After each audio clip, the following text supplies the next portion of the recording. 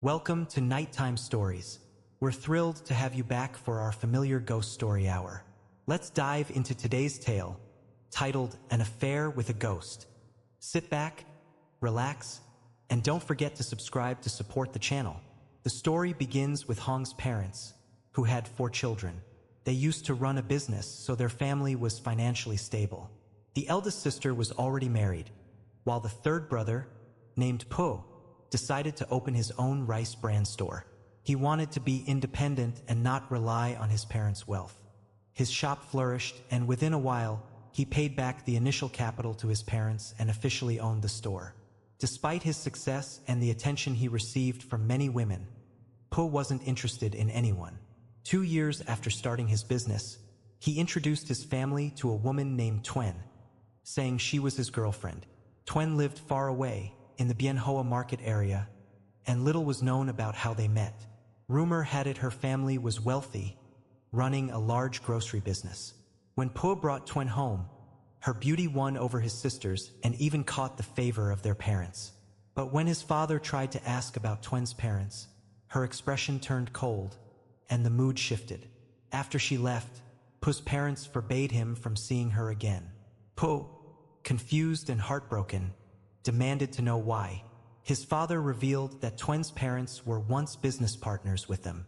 They had invested in land together, but trusting their friends too much, Po's parents overlooked the paperwork. Later, when the land value skyrocketed, Twen's parents claimed 2/3 of the property with legal documents, leaving Po's family at a loss. The fallout was bitter. Lawsuits, violent arguments, and eventually a vow never to reconcile. Po's parents had even moved to a different area to avoid any encounters with their former friends. Despite the prohibition, Po secretly continued seeing Twen, until one day, he returned home devastated. He reluctantly told his parents he wanted to marry someone else, and they quickly found a match named Dung. But even after marrying Dung, Po's demeanor remained distant. Their marriage was cold. They never argued, but they also never connected. A year passed, and Dung still wasn't pregnant. When Po's sister asked why, Dung broke down in tears, confessing that she and Po had never been intimate. Po's parents were worried, but Po remained silent. He started leaving home for days without explanation, coming and going like a shadow. As time passed, Po became more and more detached. He would leave early and return late, sometimes disappearing for 10 days without a word. Dung, despite enduring her husband's indifference, never dared to complain or think of divorce. She came from a strict, traditional family and feared bringing shame to her parents. Po, on the other hand, stopped caring about the rice bran business entirely. His siblings grew concerned, especially when their parents directly asked Po where he was going. But he remained silent, avoiding any explanation. One evening, after another long absence, Po returned home looking exhausted and gaunt, as if he had lost a part of himself. Dung timidly approached him, but he ignored her and locked himself in his room. Things grew stranger as the days passed. At night, Dung would sometimes hear her husband talking to someone in his room, a soft, feminine voice responding to him, even though no one else was in the house. Out of fear, Dung confided in her sister-in-law. Together, they decided to quietly check on Po one night. What they witnessed froze them in terror. Po, sitting on the bed, lovingly caressing the air as if someone invisible were there. They ran to inform Po's parents, who then called a spiritual healer to investigate. The healer revealed a chilling truth. The ghost of Twen had followed Po. After her betrayal, Twen had died in an accident, and her lingering resentment kept her spirit tied to him. Po, still harboring unresolved feelings for Twen, unknowingly invited her ghost into his life. She fed on his energy, draining him day by day, preventing him from connecting with his wife or family. The family held a purification ritual to sever the spiritual bond between Po and Twen. Afterward, Po collapsed, unconscious for 2 days. When he woke up, he broke down in tears, finally mourning the loss of the woman he once loved, and realizing the destruction her ghost had caused. From that point on, Po began to rebuild his life. He slowly opened up to Dung, treating her with more kindness, though the trauma lingered. The rice bran store eventually reopened, and life returned to a fragile normalcy. But some nights, Dung would still catch Puss staring out the window, eyes lost in thought, as if searching for something or someone who was no longer there. The parents had to go to the shop to look for him, but during the day, the store was closed, and he wasn't there. Determined to confront their son, they insisted on finding him. Eventually, they discovered him sitting alone at a coffee shop, drinking in silence. When his parents asked why he wasn't working, he simply said, "I know what I'm doing. You don't need to worry about me." His father, furious at his disrespect, punched him for being so insolent. But instead of arguing back, he quietly stood up, paid for his coffee, and walked away. His parents followed him through narrow alleys as he wandered aimlessly, as if trying to shake off his frustration. What worried them most was how he muttered to himself like he was talking to someone. But when they looked around, there was no one else. The street was completely empty except for him and his parents trailing behind. His father whispered, "Maybe he's just cursing out of anger. Who else could he be talking to?" This strange behavior continued for another month. Eventually, he returned home and told his parents he wanted a divorce. He admitted to his wife, Dung, that he had been seeing another woman, which was why he had grown distant. Dung didn't argue. She just cried, her tears falling silently, as if her heart had already shattered long ago. She had waited for him, hoping he would love her again, but all she got in return was betrayal. Later, he confessed that the woman he loved was Twen, his first love.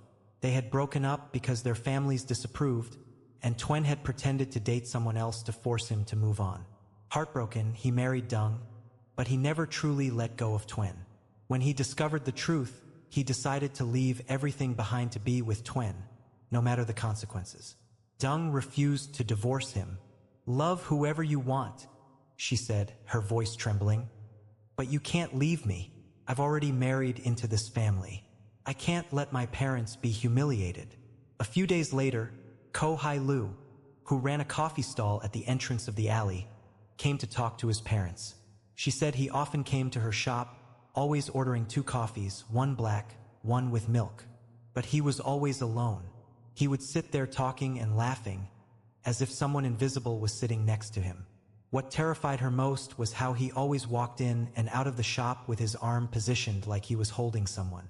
Worried he might be mentally ill, she decided to warn his parents. They were shocked. If he was truly meeting Twen, why was he always alone?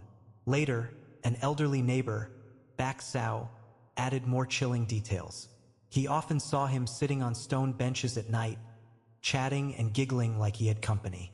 But when someone passed by, he would freeze, then hurriedly jump on his motorbike and speed away.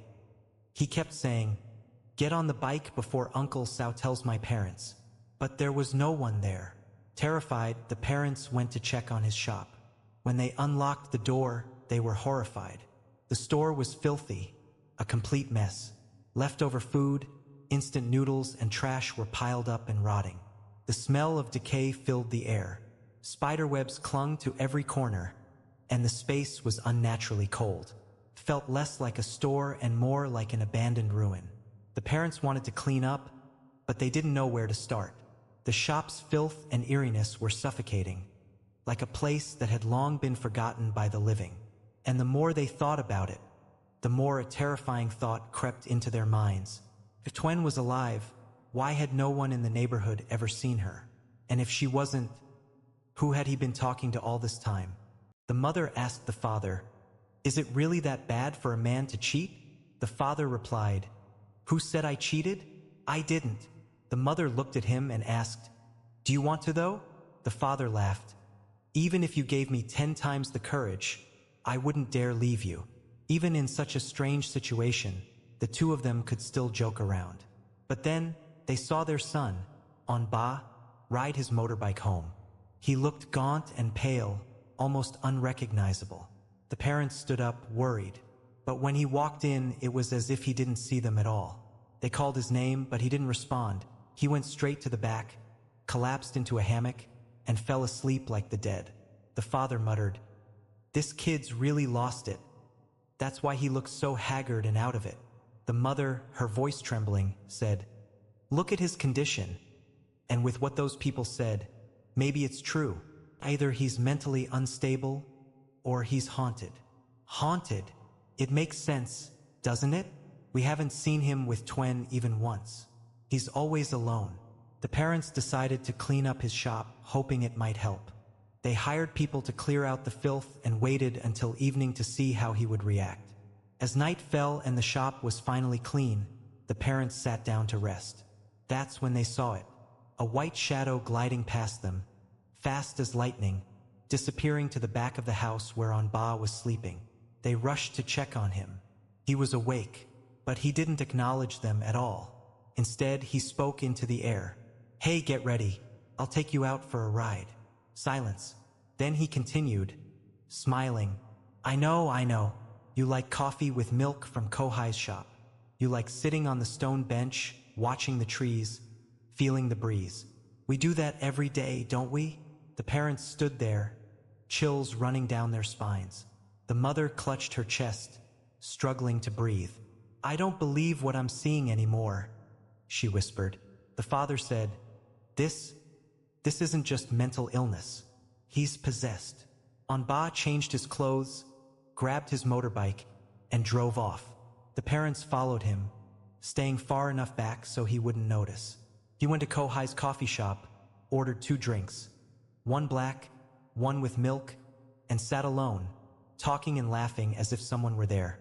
After that, he rode to Baksao's house and sat on the stone bench, exactly as the neighbors had described. But this time, the parents saw something terrifying. Behind him, flickering in and out of view, was a woman in a white dress.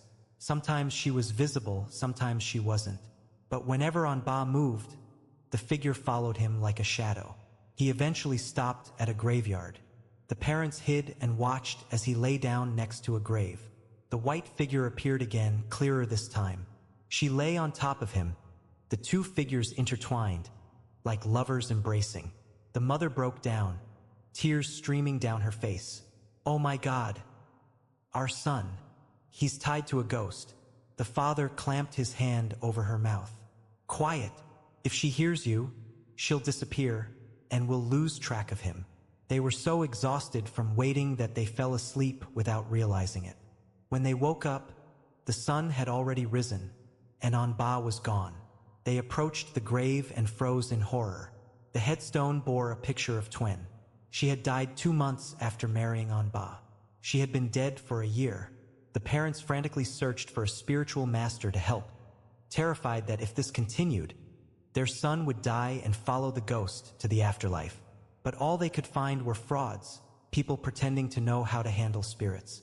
One evening, Kohai rushed to their house, shouting, "Come to the shop! Your son's here again." When they arrived, the cafe was crowded. People stared at Anba as he sat alone at a table. He held a spoon, scooping up coffee with milk, then gently tipping it onto the ground as if feeding someone. The sister asked, "What is he doing?" Kohai whispered, "He's feeding his girlfriend. The whole cup. He's spooning it out like she's sitting there." The onlookers laughed nervously, but the parents and sisters were terrified. They tried to take him home, but he refused, saying he wanted to finish his coffee first. Later that night, he returned to the graveyard. This time, he didn't lie down. He sat, leaning against the grave, chatting, picking grass, and flicking it into the air like he was playing. He even tilted his head as if resting it on someone's shoulder. The sisters were too scared to approach, so they called their parents. When the parents arrived, the father dragged Anba away and hit him, hoping to snap him out of it. They forced him onto the bike and brought him home. They knew they were out of time. If they didn't find a real master to break the bond soon, their son would die. The next day, Mom and Dad were told about a spiritual healer who was said to be very skilled. Even though she lived far away, they made the effort to find her, hoping to save their son. When they met her, she asked what they wanted to know. They told her about Ba, and after hearing his age and birth year, she closed her eyes and meditated for a while. Then, she turned to them and said, "He's been followed by a female spirit for a long time. If we don't separate her from him, He won't live past this month. Hearing that, Mom was so shocked she almost fainted. But she also felt the healer was genuine because they hadn't told her anything about Twen. Mom and Dad begged the healer to help banish the spirit. The healer agreed but said it would be difficult and expensive because the spirit had grown strong by absorbing Ba's life energy. Mom promised to pay whatever it took to save her son. When the healer arrived at Ba's rice shop, she immediately sensed heavy negative energy. She said the female spirit must frequent the place often for the energy to be so intense. She told Dad to go buy offerings and incense while she stayed with Mom. Ba was still sleeping on the hammock, looking pale and skeletal. The healer told Mom that they were lucky to have found her in time. Any later, and it might have been too late. Dad returned with the offerings, and the healer set up a small altar for the ritual. She asked Mom to sit down and let the spirit temporarily possess her so they could communicate. Mom was terrified, worried the spirit wouldn't leave her body, but the healer reassured her. After a lot of hesitation, Mom finally agreed. The healer lit incense and chanted for a long time. Eventually, Mom's body started to sway, and when she looked up, her eyes were different, unfamiliar and distant. "What do you want? Why did you call me up here?" Mom asked, but it wasn't her voice. The healer gently asked, "Who are you?" "I'm Kim Twen. Why are you haunting this man?" The healer pointed to Ba, who was still asleep on the hammock. Mom's lips curled into a strange smile. "I'm not haunting him. We love each other. It's normal for us to be together. We were in love, but our families didn't approve. I pretended to date someone else to make my parents happy.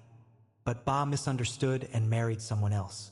I was heartbroken and stopped eating and drinking, and I died 2 months after his wedding. He didn't even know, so he never lit incense for me. But I couldn't leave him, so I went looking for him. At first, I just followed him, but later I started appearing to him. We've been happy together. We love each other. What's wrong with that?" The healer sighed. "Loving him isn't wrong, but life and death are separate. You're slowly killing him. Don't you see how frail he is? In his eyes, no one exists but you. If you truly love him, let him go. Let him live a normal life. I can help you move on so your soul can find peace." At this point, Mom started sobbing uncontrollably, but after a while she nodded. The healer quickly drew symbols on a yellow paper talisman, chanted some more, then carefully sealed the talisman in a small pouch. As soon as she did, Mom collapsed onto the floor. The healer said the spirit had been captured, and Ba would recover with rest and proper care. She warned them to keep him away from cold food and to focus on nourishing his body. Mom paid the healer a large sum, grateful that she had saved their son. In the following days, Ba lay in a daze while his wife, Ba's sister-in-law, cared for him day and night. Even though she had every reason to be angry and leave him, she stayed. 2 months later, Ba fully recovered. Once he was well, he took his wife to Twen's grave. He lit incense and spoke to her, telling her he had found happiness with someone new. He asked her to rest in peace and reincarnate into a better life. He said he didn't blame her for haunting him and admitted that he, too, had made mistakes. But he asked that they both let the past go. He promised to always keep a small corner of his heart for the memories they shared. After that, Ba and his wife became closer than ever. Their rice shop grew bigger and they had 2 sons. They lived a peaceful, happy life, grateful that everything had turned out the way it did. That was the end of the story, shared by Hong from Dong Nai. Thank you, Hong, for such a gripping and emotional tale. And thank you to everyone who stayed with us until the end. See you in the next story.